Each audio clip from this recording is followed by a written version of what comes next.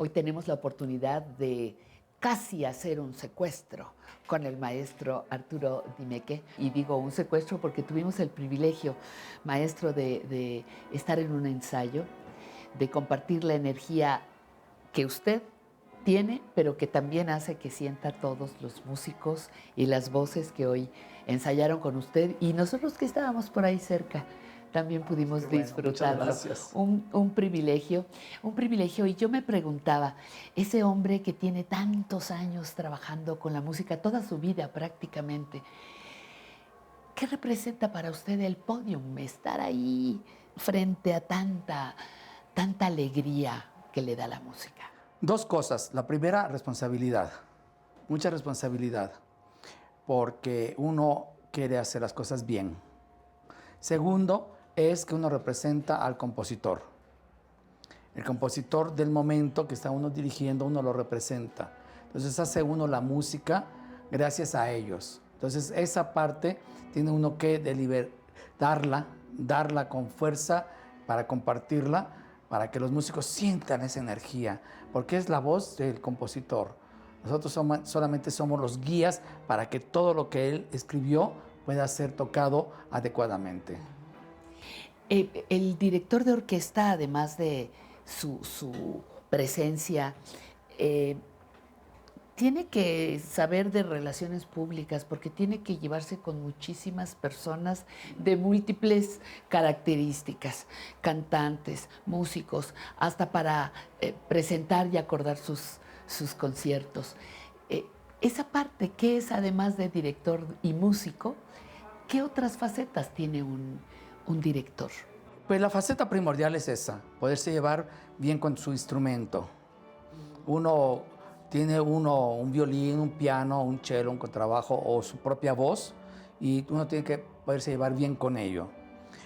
En el caso de una orquesta, pues obviamente son más los integrantes y algunas veces hay idiosincrasias, hay pensamientos distintos, hay circunstancias distintas y ahí es donde el director tiene que poder traer a todos, atraerlos a una sola cosa, a que sientan, que piensen lo que la música está escrita y luego la pongan en el corazón, que lo sientan ahahí.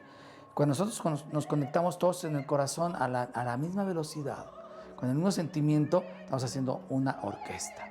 Entonces, ese es el mayor número o la mayor importancia de un director de orquesta. Lo demás son todas las cosas que puedan suceder o no. Hay muchos directores de orquesta que han sido muy buenos políticos y logran hacer cosas. Hay otros que ni tuvieron que ser músicos para poder lograr ciertas cosas. Es como todos los dirigentes, ¿no? Pero yo creo que uno tiene que saber de instrumentos, uno tiene que saber de la música, del compositor, de cómo atraer todo eso, y eso es lo más importante. El resto se da o no se da. Y uno tiene que concentrarse ahí. Lo demás puede ser, como yo le llamaba, lo digo en mi libro, son milagros. Son milagros, porque no los controla uno. Por desgracia, esto sí lo controla uno siempre y cuando, no se llama control, siempre y cuando uno lo estudió, siempre y cuando uno se preparó para ello. Ahí es cuando uno realmente tiene esa fuerza. El resto, pues sale o no sale, si uno es monedita de oro, si uno se la pasa en cócteles en lugar de estar estudiando sus partituras, si se la pasa escribiendo correos en lugar de estar estudiando la música. Puede lograr uno muchísimas cosas. Hoy en día, con todo lo mediático que existe, pues los Instagrams y todo eso, muchas veces se puede uno distraer o piensa uno que eso tiene que ser para hacer una carrera, pero la carrera real está en el estudio.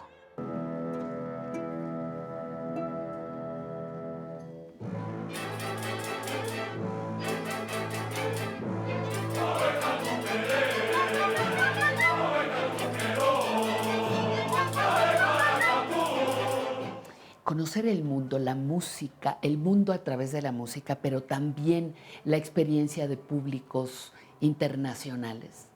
Sí, porque los públicos cambian por la idiosincrasia del país, por lo que ellos han crecido como han crecido, cómo es el comportamiento, ¿no? El comportamiento de los anglosajones es más controlado, más pensado y menos espontáneo, al revés que los latinos. No somos espontáneos y después vamos a pensarle, después vamos a... Y pedimos ancor. Claro, tiene que haber siempre. Entonces, los somos muy distintos y el público es igual. El público de allá le aplaude a uno suficiente, pero después dicen, déjenos descansar. Ya sudaron, ya trabajaron, hay que dejarlos ir a su casa. Y acá no, acá nos entregamos, sudamos y todo, otra, y uno, bueno, pues allá va otra. Sí. Mahler sigue siendo su amor. Sigue siendo mi amor. Sí, no lo ha cambiado por ningún otro en el camino. No, no cambio mi amor. Lo que sí es que cuando el momento que estoy haciendo, por ejemplo, ahora que estoy haciendo Händel, yo tengo que amar a Händel. Entonces, yo lo que pienso es como Mahler ha sido un punto de inspiración para mí, como director de orquesta y compositor. Entonces, pienso en lo que él nos dice con su música y que también él era un gran director de orquesta. Él dirigía magníficamente bien a Mozart, magníficamente bien a Wagner, obviamente, a Richard Strauss, que era su contemporáneo, a Johann Strauss, que también eran medios contemporáneos. Admiraba mucho esa música, ese estilo, pero era el gran intérprete de Tchaikovsky. Tchaikovsky siempre decía que el mejor director de su música había sido Gustav Mahler. Entonces, cuando uno piensa que un gran compositor siempre tuvo admiración y respeto y se convertía en el compositor a la hora de estar dirigiendo, porque uno no. Entonces yo siempre mi compositor favorito es el que estoy dirigiendo en el momento. Los años transcurridos, su sexta década, ¿cómo la vive? Muchos se quejan, se lamentan, las pérdidas, la energía, la sinrazón para algunos. Y viéndolo a usted dirigir, ensayar, no fueron fragmentos, me parece que es algo diferente. Los años para usted, ¿qué significan ahora? Yo siempre fui entrenado de esta forma. Mi padre decía que la música era como los buenos vinos, que van envejeciendo y se van mejorando. Y hay que saberlos abrir al momento adecuado.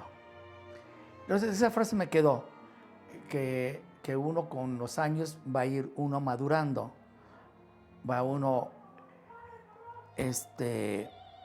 conservando los momentos felices y los momentos importantes y atesorarlos y de ahí basarse.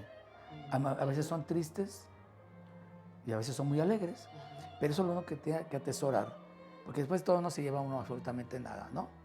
Entonces, para mí cada década ha sido de estudio, de trabajo, de desarrollo, de cumplir mis misiones. Y son como metas.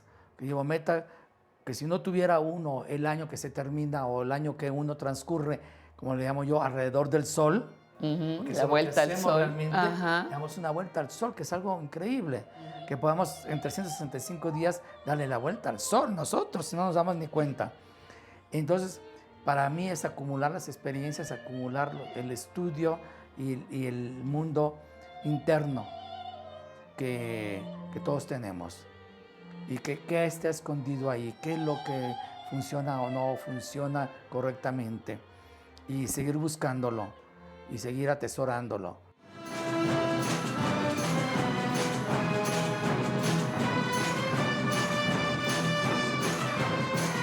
¿Algún proyecto que le falte? ¿Qué le falta hacer? ¿Por qué va para los siguientes años? Yo veo complicado el mundo en este momento.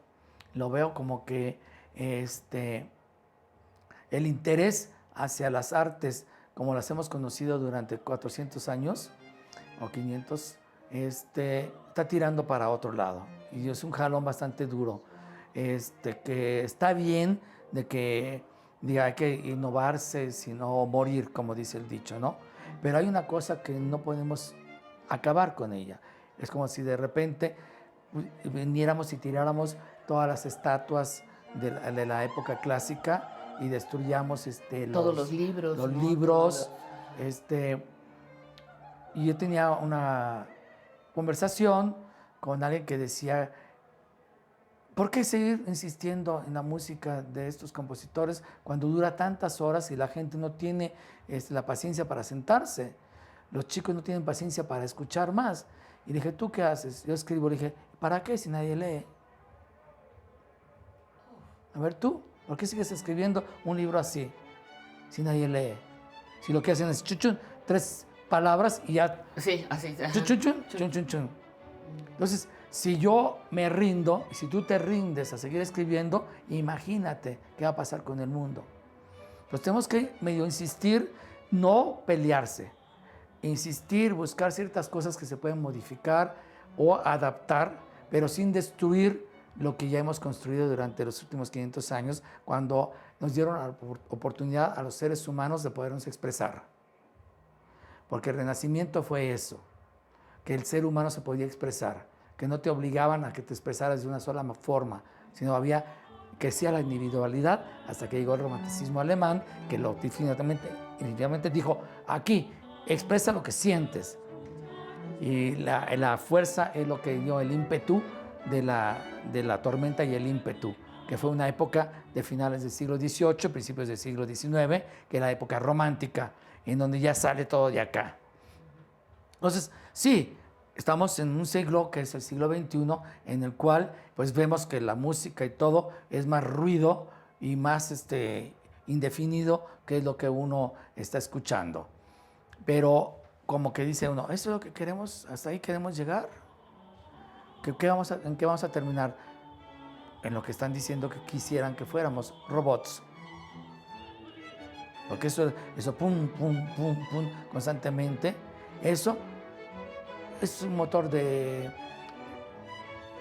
mecánico, no es humano, porque el corazón late según lo que uno manda como mensaje. Me siento contento, me siento triste, me siento alegre, me siento con ganas de hacer cosas, me siento con ganas de descansar, y uno lo manda al corazón y el corazón bombea la adrenalina acorde. Y luego ya sube, y si uno es un artista, salen las manos y lo que necesita uno es un instrumento o algo con que expresarlo. O una pluma para escribir. Una pluma para escribir, o un pincel para pintar, una voz para cantar, un instrumento para que suene todo lo que uno trae. Entonces, esas cosas son las que creo que no pueden ni deben de cambiar. Cuando uno sintetiza y lo pone todo acá, sí, se convierte en un robot. Pero creo que poco a poco estamos regresando, porque ya tenemos 60 años de estar viviendo cambios así duros, porque no es del siglo XXI, sino del siglo XX, en los 60 cuando se empieza a cambiar todas las cosas. Entonces, hoy en día vemos que hay algunos que empezamos a buscar otra vez la expresión interna, la expresión de lo que qué es uno como ser humano, qué es lo que le hace a uno diferente a todo lo demás, a todo lo que existe. Lo que sentimos, tenemos sentimientos.